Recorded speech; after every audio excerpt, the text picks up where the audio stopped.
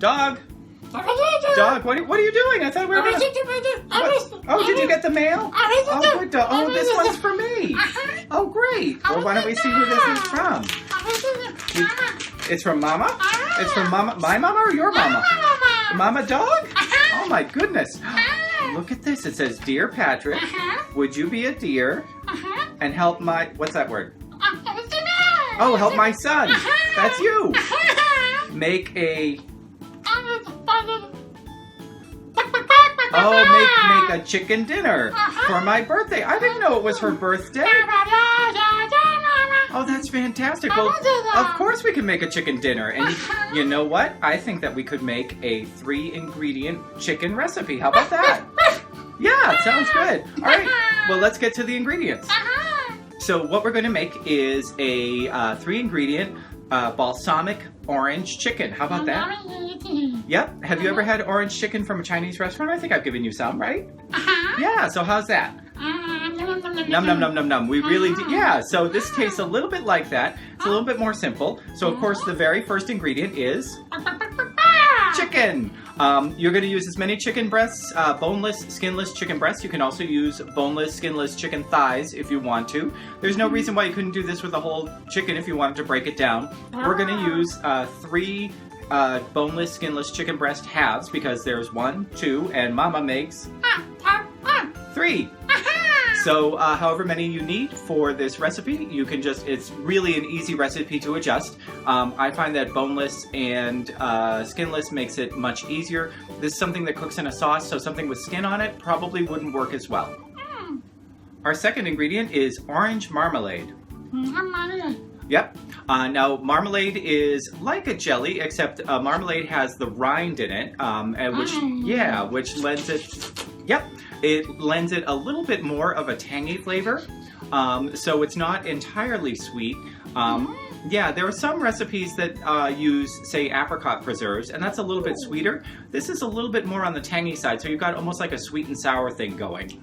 I like orange marmalade that has a little bit more of the bitter taste to it, but there is also sweet orange marmalade that works really well. So we are going to use 1 cup of orange marmalade. And this is, do you know what this is?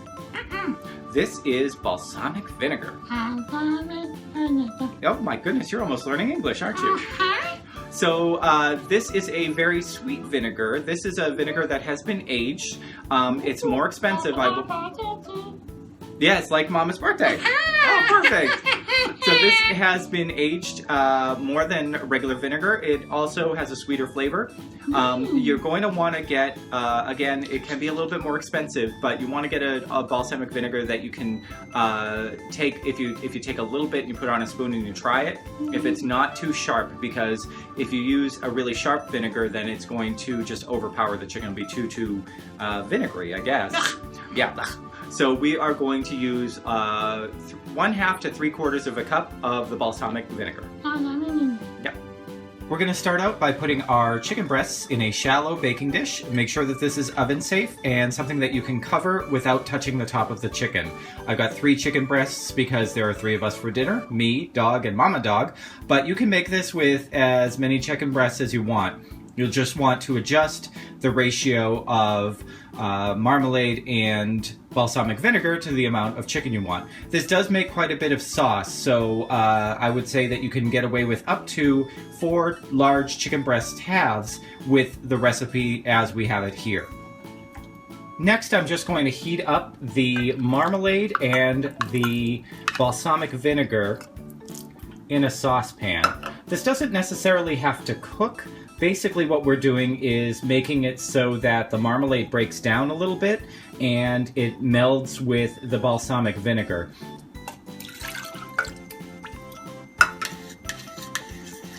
Now if you wanted to simplify this, you could make this in a crock pot. It works just as easily. You can put the chicken in and then just pour in the balsamic vinegar and the orange marmalade, and it works just fine, and they break down right inside the crock pot. And because it takes a lot longer for it to cook, you would want to do this for about 3 hours on high, then the sauce comes together really nicely. We're just going to simmer this for a few minutes until it all combines. You don't need to boil it or anything. We're just breaking it down so that then we can pour it over the chicken. Now, there are a couple of ways that we can do this. If you want a very thick glaze type of sauce over this, you're going to cook the chicken for as long as it takes to cook almost all the way through until you have about a half hour left. So for these chicken breasts, it might be about 45 minutes, and then I would put the sauce on top of this after I drain the chicken, the water and the juices that come out of the chicken. We want a sauce that is not only going to be on the chicken to marinate it, but we also want something that can go over, say, noodles or rice. So what I'm going to do is I am going to add this mixture directly on top of the chicken right away. Now this is a warm marinade because I'm putting it directly into the oven, and that will make sure that it's safe because it's all going to cook together. If you are not going to put this directly in the oven, you want to wait for the sauce to cool before you put it over the chicken. That way you have much less of a chance of any bacteria getting on this. So now I'm going to just turn these chicken breasts over so that they can get coated completely in the sauce. Completely messing up my dish in the meantime. And then I'm just going to cover this with aluminum foil, and this is going to go into the oven until it's cooked completely. I will turn these over one more time during the cooking process, just so that it gets coated all the way over. Okay, this is straight out of the oven, and it is very hot, as you can see from the steam coming off of it. I want to show you the sauce for this is now much, much thinner than it was when it was in the saucepan, and that is by design. The water and the juices that come out of the chicken thin this out a bit so that we can put it over the noodles. I don't know if you can hear the water boiling right over here. That is for noodles that we're going to have with this chicken. If you want to, you can always put the sauce on afterwards as more of a glaze, and in fact I reserved some of this in the saucepan so you can see what happens when it cools down. It really does turn into a glaze more than a sauce, and actually I'm going to brush some of that on top of the chicken because I have it in reserve, might as well use it. And that also makes the chicken look a lot glossier, which I think is pretty nice. So we are going to boil some noodles and then serve this up to Mama Dog and see how she likes it. What do you think, Dog? Do you think that Mama Dog will like this? Mama will like this? This is a really great, you can see the steam coming off of this, so we're gonna just serve this right away. So this is the easiest chicken recipe, honestly. All it takes is some things that you probably already have in your pantry, some chicken, some balsamic vinegar, and some orange marmalade, and you've got marmalade, and you've got a wonderful dinner. We're having it with some egg noodles, but it would go great over rice. You could even chop this chicken up into chunks and serve it like they would serve it in a Chinese restaurant. Oh, you really want to eat this, huh? Okay, well, we're gonna serve this, and we will be back in a few. Well, I think that was a really good family meal. What do you think, Mama Dog? And what? Oh, Dog, you liked it too. So if you liked having this family meal with us, what can you do? What can these people do? You can subscribe, right? And what can you do? Mama Dog, do you know what else they can do? Oh, okay. Well, they can comment down below. Yeah, and you can also share it with your friends and your family, like Mama Dog, right?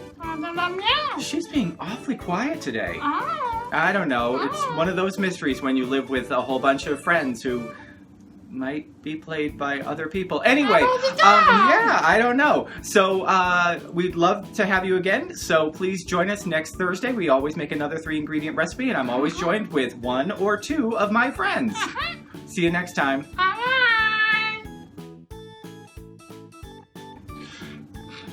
Oh. Remember, if puppet fur gets in the food, then we have to eat it anyway. Yeah.